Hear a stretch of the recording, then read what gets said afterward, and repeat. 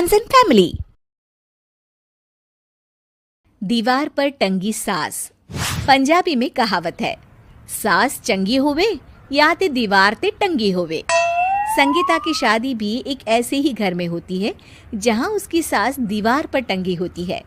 ससुर और पति शादी के पहले दिन उसे सास के फोटो के सामने ले जाते हैं, जहां ससुर जी कहते हैं, बेटा बेटा संगीता, ये तुम्हारी सास थी, बहुत नेक और भली, लेकिन थोड़ी गुस्सैल थी। गुस्सा आने पर सब तहस नहस कर देती थी, पर अब ये इस दुनिया में नहीं है।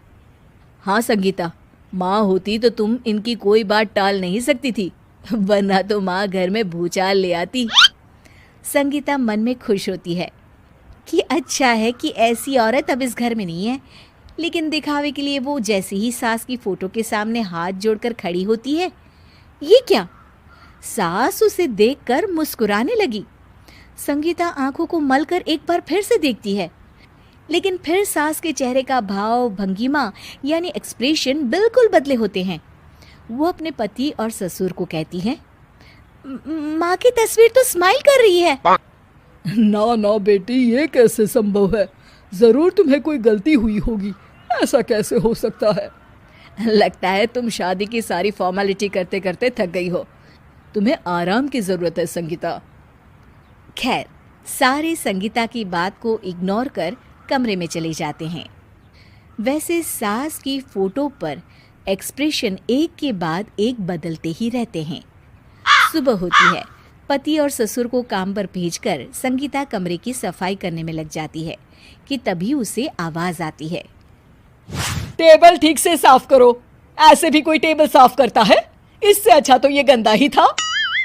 किसी औरत की आवाज सुन संगीता दंग रह जाती है और सोचने लगती है कि आवाज कहाँ से आई।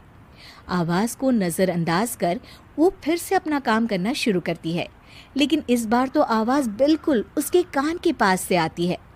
मेरा घर है ये। जब तक मैं थी चमका कर रखती थी, हर एक चीज शीशे की तरह थी। तुम्हें तो ना सफाई आती है ना कुछ पता है। क्यों तुम्हें मेरे घर की जिम्मेदारी दे दी गई है? पता नहीं तुम में मेरे बेटे को क्या दिखाई दिया। मैं होती तो एक से बढ़कर एक लड़कियों की लाइन लगा देती।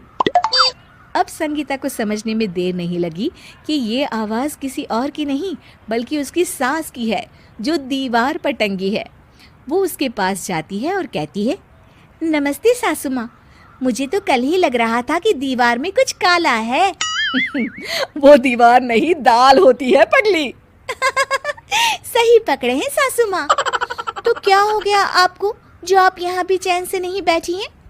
सुना मैंने आपका व्यवहार काफी गुस्से वाला था। चुप रह तू, ज्यादा बकर बकर ना कर। घर का काम करना तो आता नहीं, आई है मुझसे बहस करने। हाँ देखिए सासू माँ, मैं आपसे साफ साफ कह देती हूँ, मुझसे पंगा लेने की कोशिश मत करिएगा। तभी पीछे से संगीता का पति आता है। अरे संगीता, किससे बात कर रही हो? कौन है वहाँ? संगीता की सास की फोटो फिर से पहले जैसी हो जाती है।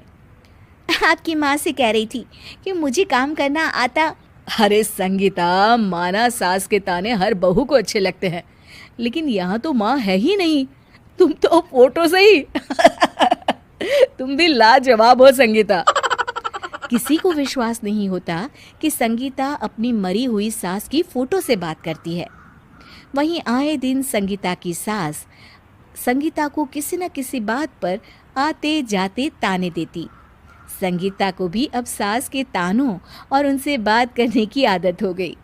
वो कभी खानदान की कहानी तो कभी तीज त्योहार कैसे मनाए या किसी व्यंजन की रेसिपी सास से ही पूछती। सारा दिन घर में अकेली संगीता की सास अब उसके लिए तानों के साथ पक्की साथी की तरह भी रहने लगी थी, जो किसी और को नहीं बल्कि संगीता को ही सुनाई देती। तो देखा आपने, सास बहू का रिश्ता हर रिश्ते से ऊपर होता है, फिर चाहे वो खट्टा हो या मीठा।